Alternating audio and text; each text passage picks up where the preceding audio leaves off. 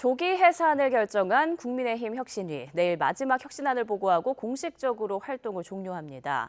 혁신의 소극적인 김기현 지도부를 향한 당내 비판이 커지고 있는데요. 또 민주당 또한 총선을 앞두고 내부 계파 갈등이 커지고 있습니다. 정치권 상황 두 분과 함께 짚어보겠습니다. 송태영 충북대 겸임교수, 배종호 세안대 교양학부 교수 나오셨습니다. 안녕하십니까? 안녕하세요. 네. 자, 이제 국민의힘 이뇨한 혁신이 내일 모든 활동이 이제 마무리가 되는데요. 이뇨한 혁신위에 대해서 두 분의 평가를 좀 들어보고 싶어요. 네, 먼저 송 교수님부터. 예, 이뇨한 그 혁신위원장이 뭐 50% 정도 성공을 했다 이렇게 자평을 하시는데 제가 보기엔 한 120% 정도 성공하지 않았나 이렇게 후하게 주시네요. 예, 평가할 수 있다고 봅니다. 왜냐하면 지금 이뇨한 혁신위가 출범한 이후에 한 달 반 정도 했죠. 되게 이슈 메이커로 정치 현안에 대해서 국민들의 집중을 받았기 때문에 그런 차원에서 그렇고 또 이뇨한 혁신위가 주장하는 것들이 되게 캐치플레이즈가 되게 개혁, 화합, 희생, 밝은 미래 이것이 이제 정치의 본령이기도 하고 보수의 가치에 기반해서 주장을 했기 때문에 훨씬 더 설득력이 있었지 않나 이렇게 생각되기 때문에 그런 차원에서 큰 성공이 있었다 생각됩니다. 다만 저는 이제 처음부터 어떤 그 정치권의 교통 정리의 차원의 정치 개혁뿐만 아니라 국민들이 관심이 갖고 있는 민생이나 경제에 대한 아젠다나 화두를 좀 던졌으면은 훨씬 더 좋았을 터인데 그래서 나머지 그 기간 동안 그런 부분을 좀 더 하시고 난 다음에 마무리를 했으면 더 좋았을 텐데 하는 그런 아쉬움이 있다는 말씀을 좀 드리고요.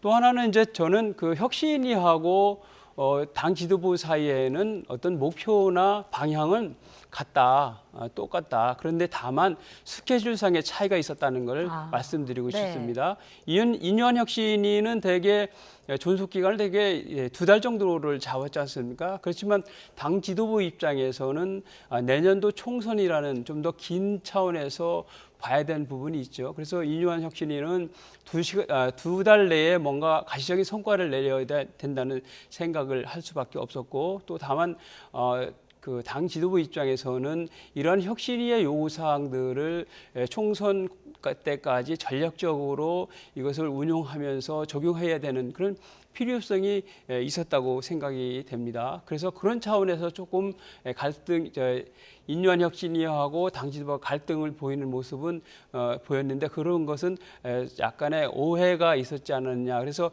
이뇨한 혁신위가 좀 더 기다렸으면 좋지 않겠나 하는 생각이 들고요.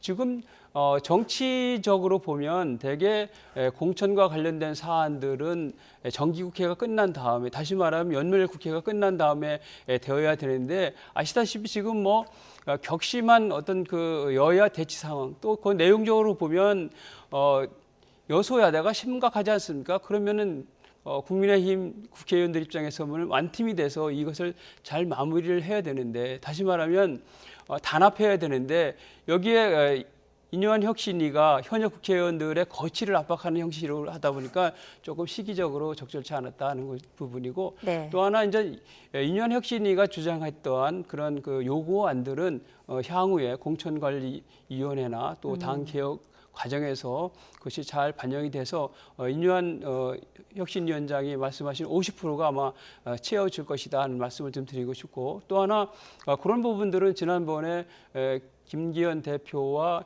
이뇨한 혁신위원장의 만남에서 그런 부분들은 비공적으로 확인되지 않았을까 하는 생각을 해봅니다. 네. 자, 이번에는 배 교수님 평가도 좀 들어볼까요?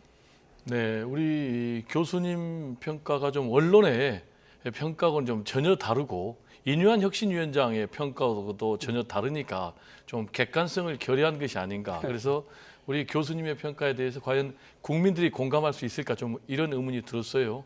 이뇨한 혁신위원장 같은 경우는 이제 50% 성공했다. 그리고 이제 50%는 이제 당에 맡겼다라고 얘기를 했는데 우리 교수님께서는 120% 성공했다 이렇게 평가를 하니까요 좀 거리감이 있어 보이고요. 지금 이제 이뇨한 혁신위원장의 말대로 50% 성공했다고 그래도 50점이면 낙제점이거든요. 지금 이제 언론의 평가를 보면은 빈손 혁신이다 이렇게 평가를 하고 있어요. 저는 이제 한마디로 얘기를 하면은 이뇨한 혁신위는 실패했다 이렇게 평가를 할 수밖에 없겠어요. 그 평가의 첫 번째 근거는 결국 결과물이 없지 않습니까? 인유한 혁신위에서 6가지 혁신안을 내놨는데 받아들여진 것은 딱 한 가지입니다. 즉 뭡니까? 이준석 전 대표 그리고 홍준표 대구시장에 대한 징계 해제 이 문제인데 여기에 대해서 결국 이제 징계 해제된 이준석 전 대표 그리고 홍준표 대구시장조차도 여기에 대해서 굉장히 못마땅하다라는 평가를 내놨기 때문에 결국은 결과물이 전혀 없다라는 그런 평가를 들어서 실패한 혁신이다 이렇게 말씀을 드릴 수가 있겠고요.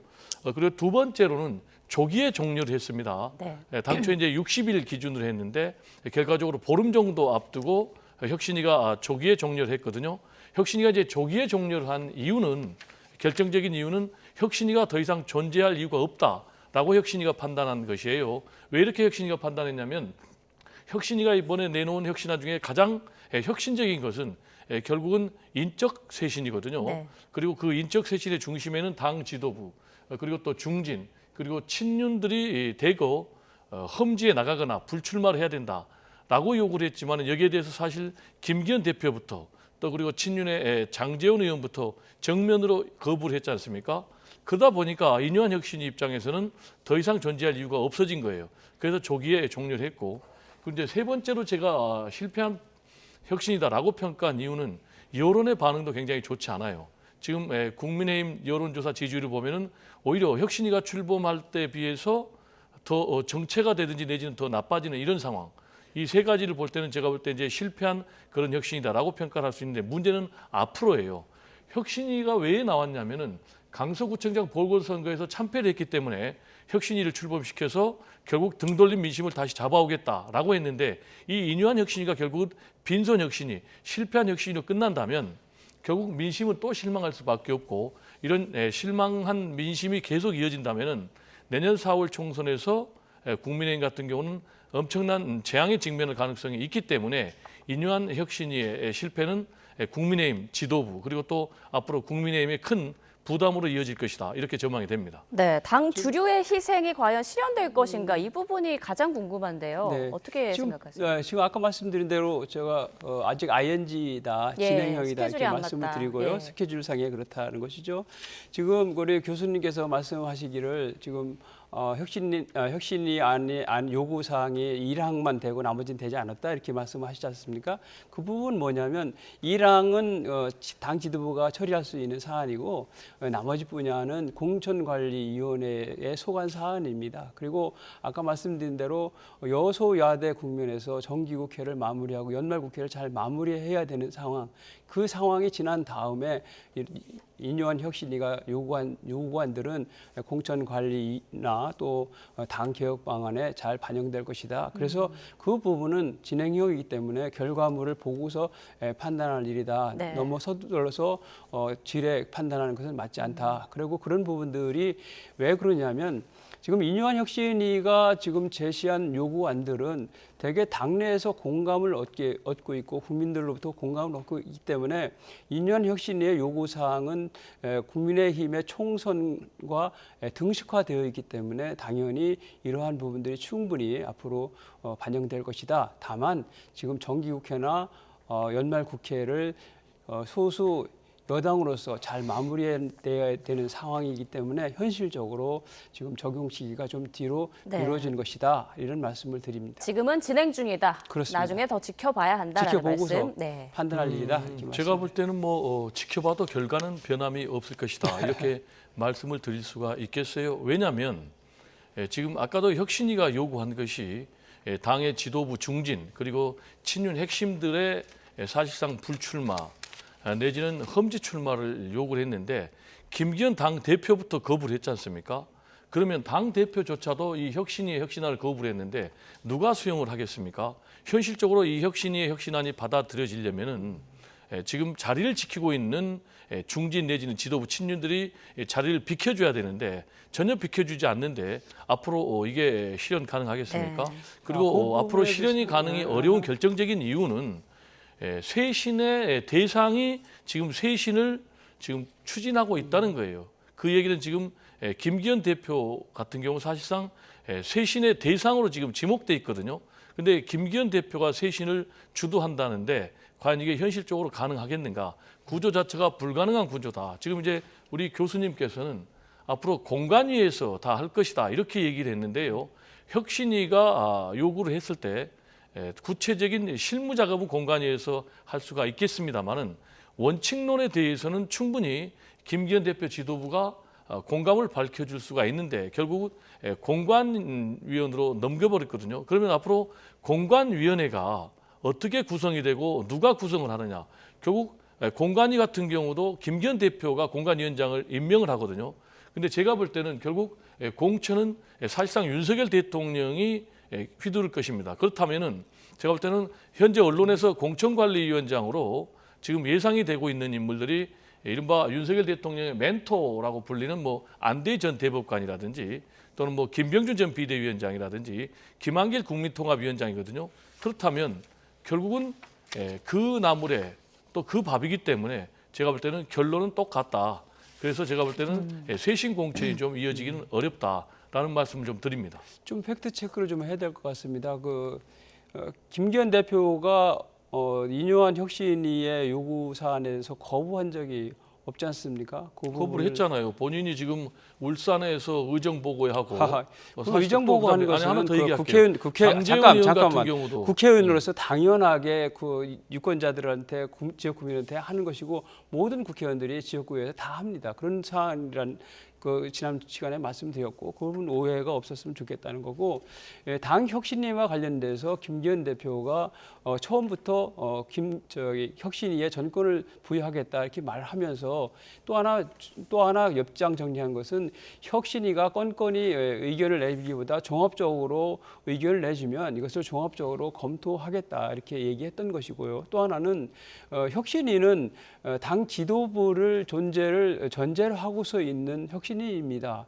혁신위는 바로 집행과 현실화까지 가는 비대위가 아닙니다. 비대위는 지도부 교체된 상황을 말하는 것입니다. 다시 말하면 인요한 혁신위가 요구한 요구사항들을 당 지도부가 공천 과정과 또 당 혁신 과정에서 잘 반영해서 국민들로부터 또 당원들로부터 공감을 얻어서 결국은 총선 경쟁력을 키우는 쪽으로 발전시키면 된다.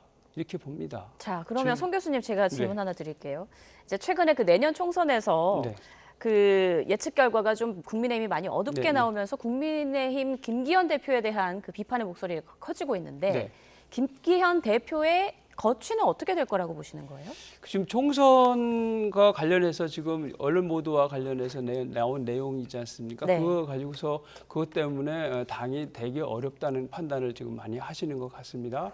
근데 이제 우리가 실무적으로 이게 검토를 해보면 이렇습니다. 되게 판세 분석을 하면 한 5단계 정도 이렇게 나눕니다. 그래서 대개는 경합이라는 걸 가운데 두고 되게 위로다 유리한 지역에 경합 그리고 경합 우세 그리고 우세 이렇게 하고 또 열세 지역인 경우는 경합 밑에 경합 열세 또 열세 이런 식으로다가 한 5단계 정도를 구분을 합니다. 그럼 여기는 지금 현재 우세 지역만 나와 있는 것입니다. 그래서 다시 말하면 경합 우세랄지 경합이랄지 이 지역이 지금 표시되어 있지 않기 때문에 전반적으로 이것만 가지고서 판세를 구분해서 이것이 아주 좋지 않은 결과다 이런 쪽으로다가 판단하는 것은 무리다. 다만 전반적으로 이번 요 보고서에 따르면 네. 서울에서 좀 불리한 모습을 보인다는 판단은 가능할 거라고 생각을 합니다.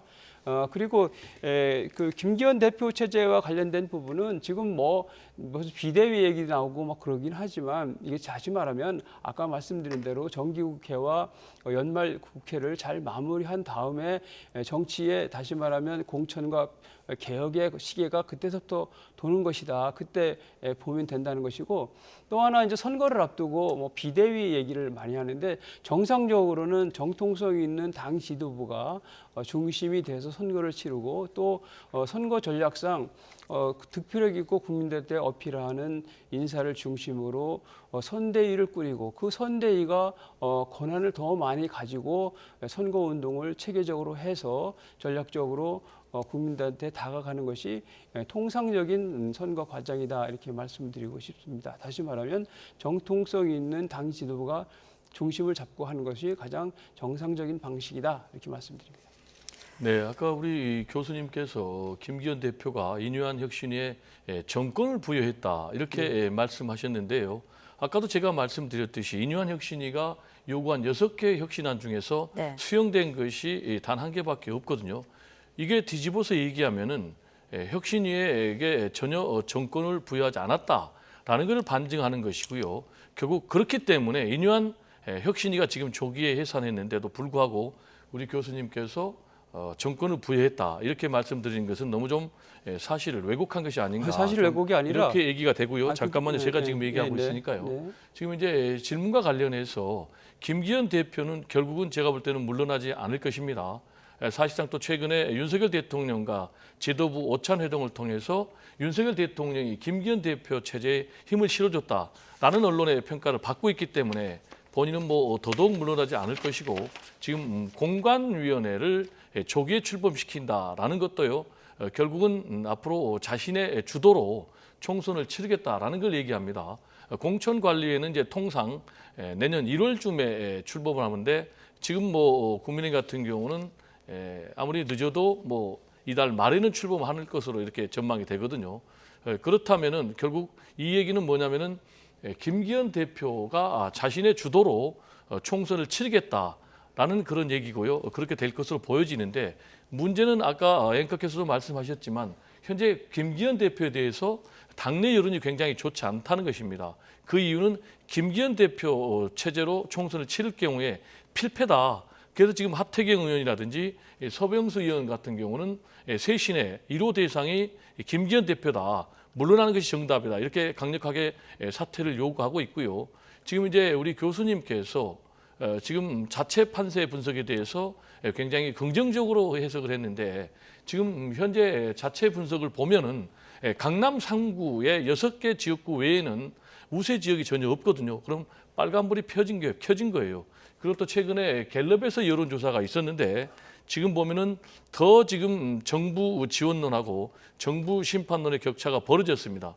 정부를 지원해야 된다라는 정부 지원론이 35%인데 윤석열 정부를 견제해야 된다라는 견제론이 51%, 그러니까 16%포인트 차로 벌어졌거든요. 이 얘기는 뭐냐면 지난번에 강서구청장 보궐선거에서 참패할 때 그 격차가 17%포인트거든요. 그러면 다시 이 정권 심판의 기조가 강화됐다라는 얘기이기 때문에 김기현 대표 체제가 앞으로 계속 이어진다면은 당 내부에서는 끊임없이 김기현 대표로는 안 된다라는 내부의 문제 제기가 이어질 것이다. 저는 이렇게 전망을 합니다. 네, 지금 조금 전 말씀하신 설문조사에 대해서는 짚고 넘어가야 네. 돼서요. 한국갤럽이 지난달 7일에서 9일 자체적으로 실시한 여론조사였고요. 현 정부 견제론이 46%, 현 정부 지원론이 40%로 나오면서 6%포인트 격차로 앞섰다는 내용, 그리고 자세한 내용은 중앙선거 여론조사 심의위원회 그 홈페이지를 참고하시면 되겠습니다. 네, 말씀하시죠. 아까 그 뭐 전권을 부여하지 않았다 이렇게 말씀하시는데 만약에 인유한 혁신위가 주장했던 아까 그 1호 안건 같은 경우는 반영을 했지 않습니까? 나머지 부분은 공천관리위원회에서 공천 과정에서 적용돼야 할 부분입니다. 그래서 아직 공천관리위원회가 아직 구성돼서 운영 출범되지 않았다는 부분을 말씀을 드리고 만약에 인유한 혁신위에서 요구한 공천과 관련된 그런 요구사항들이 공천관리위원회에서 만약에 현실화된다면 그것은 전권을 부여했다는 그 내용하고 상통하기 때문에 모순되지 않는다 이런 말씀을 드리고요. 또 하나는 그 김기현 대표 체제가 자기 체제를 위해서 공천관리위원회를 조기에 띄운다 이렇게 하는 게 아니라 그렇게 말씀하셨는데 그런 것이 아니고 당원 당규 개정을 통해서 한 달 정도 앞당겼는데 그 이유는 그렇습니다. 지금 극심한 여소야대 아니겠습니까? 다시 말하면 국민의힘은 민주당의 도전자의 문제입니다. 그렇기 때문에 가급적이면 선거운동할 수 있는 기간을 가급적 확보하는 것이 관건이라고 판단해서 전략적으로 그렇게 하는 것이다. 당내에서 의결 절차를 거쳤다 이렇게 말씀을 드리고 또 하나 아까 그 보도와 관련된 부분에 대해서 제가 그것을 무슨 긍정적으로 평가한다 그런 의미는 아니고요. 그 현실적으로다가 좀 어려운 상황이 반영되는 건 문제는 맞습니다. 다만 이런 부분이 있을 겁니다. 전략적으로 그것이 되었던 전략적으로 하지 않았던 어쨌든 전략적인 결과는 뭐냐면 지금 이재명 대표를 중심으로 한 민주당의 이재명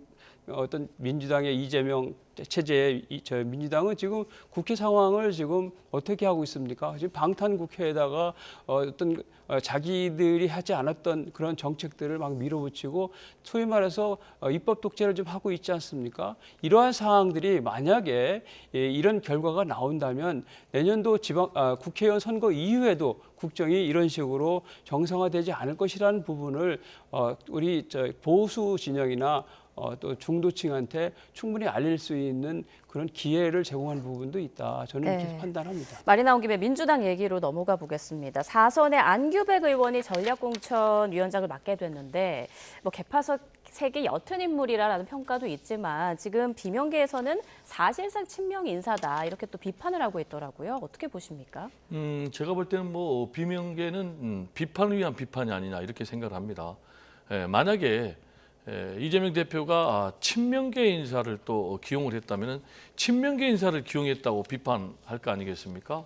그래서 지금 이재명 대표 입장에서는 총선 승리의 선결 요건이 당의 단합이거든요. 그래서 당의 단합을 위해서는 결국 이제 탕평 인사를 해야 되기 때문에 지금 민주당에서 밝힌 대로 개파색이 엷다라고 평가받고 있는 사선의 안규백 의원을 지금 전략공천위원장으로 임명을 한 것 아니겠습니까? 네. 그럼 이제 안규백 의원 같은 경우는 정색인 계가 뿌리인 것은 분명해요.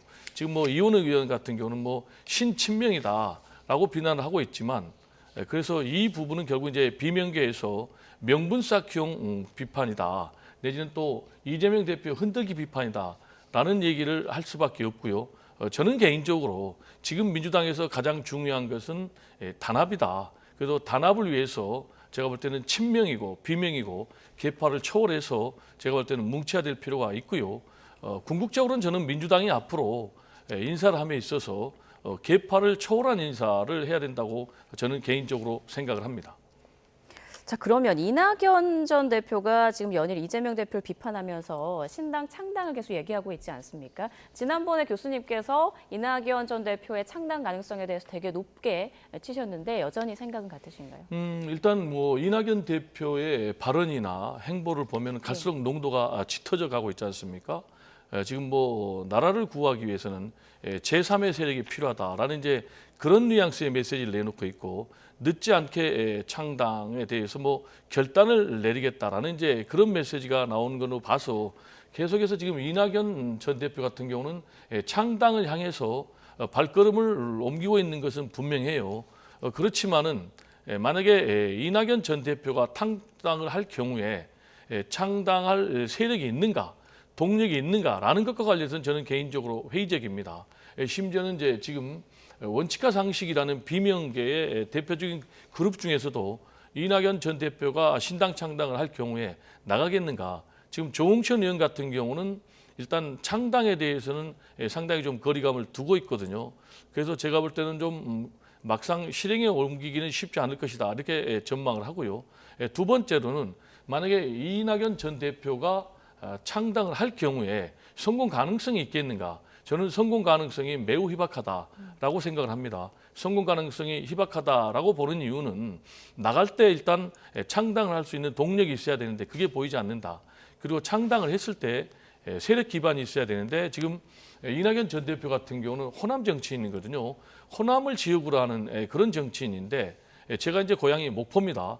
지금 목포 호남의 여론이 이낙연 전 대표의 이 신당 창당 움직임에 대해서 굉장히 부정적이거든요. 매우 격앙이 돼 있어요. 격앙이 돼 있는 이유는 결국 민주당이 총선에서 단합해야 승리하고 승리해야만이 윤석열 정권의 폭주를 견제할 수 있는데 이낙연 전 대표의 이런 행동 때문에 총선에서 민주당이 패배할 가능성이 굉장히 높아진다. 그래서 굉장히 격앙돼 있기 때문에 제가 볼 때는 이낙연 전 대표가 탈당해서 신당을 만든다면 결국 정치적인 자살행위다 이렇게 보고요.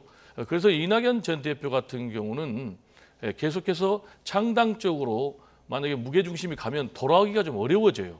그렇게 되면은 만약에 창당을 안 할 경우에는 본인이 무책임한 그런 정치인이 되기 때문에 지금 정도에서 저는 행보를 멈추고 이재명 대표하고 힘을 합쳐서 민주당의 총선 승리를 하는데 기여하는데 최선을 다할 필요가 있다. 라는 좀 말씀을 강조하고 싶습니다. 네, 그럼 정세균, 김부겸 전 총리와의 연대설 나오고 있는 부분은 어떻게 보시는지 짧게 일단 좀 뭐 부탁드릴게요. 해당 사실은 맞는 것 같아요. 그리고 이제 정세균 전 대표가 총리 같은 경우도 굉장히 좀 부정적인 메시지를 내고 있거든요. 그렇지만은 정세균 전 대표 같은 경우는 민주당이 그 자신의 인생 자체거든요. 그리고 또 김부겸 전 총리 같은 경우도 내가 민주당이다 이런 책을 내놨기 때문에 저는 탈당을 해서 이낙연 전 대표와 함께 신당을 만드는 일은 없을 것이다 이렇게 전망을 합니다. 네. 자, 마지막 질문 될 것 같은데요. 이낙연 전 대표가 네. 이준석 전 대표도 만날 수 있다라고 말을 했는데 이 부분은 어떻게 보시는지, 그리고 이준석 전 대표의 신당 창당 가능성은 어느 정도 보시는지 좀 말씀해 주시죠. 저는 뭐 그 레토릭이 아닌가 생각되고요. 일단 그 신당과 관련된 부분에서 어떤 그 공통된 분모가 있기 때문에 만난다는 얘기고 원론적인 얘기지만 만난다고 하더라도 입장 차이가 있고 또 진영 간의 차이가 있기 때문에 현실화되기는 어렵다 생각이 되고요. 그래서 같이 무슨 정치를 도모한다 이런 것은 어렵다. 그리고 또 보수 정치인들이 그 민주당 쪽에 가서 뭐 손학규 대표랄지 또 이인재 대표랄지 이런 분들 다 고사당하지 않았습니까? 그런 차원에서 아마 안 되고 세력 간의 차이도 많고 그렇기 때문에 어렵다 이렇게 말씀을 드리고요. 지금 아까 이낙연 대표의 그 신당 창당 문제 관련해서는 이렇습니다. 배경이 지금 그 지난 이틀 전인가 3일 전에 그 당원 당규 개정을 했지 않습니까? 민주당이. 그래서 전당대 대의원 그 권한 축소 문제하고 권리당원 권한 확대 문제, 그리고 또 현역 의원들의 페널티 문제, 이렇게 다시 말하면 지금 이재명 대표의 사당화가 진행이 확실히 되어 있는데 이것을 다음 대권까지를 연장시켜 가지고 비명예 그 대권 후보가 등장할 수 없도록 하는 이러한 조치를 취했기 때문에 서로 간에 불신이 크기 때문에, 다시 말하면 공생할 수 없는 그런 상태가 되기 때문에 불가피하게 자구책 차원에서 분당이나 신당 얘기가 나오지 않았나 이렇게 판단되고, 많은 숫자가 공천에서 배제되기 때문에 현실화될 가능성도 높다 이렇게 봅니다. 알겠습니다. 네, 너무 더 많은 말씀 듣고 싶지만 시간 관계상 여기까지 하겠습니다. 지금까지 송태영 충북대 겸임교수, 배종호 세안대 교양학부 교수와 전국 상황 살펴봤습니다. 고맙습니다. 네, 감사합니다. 감사합니다.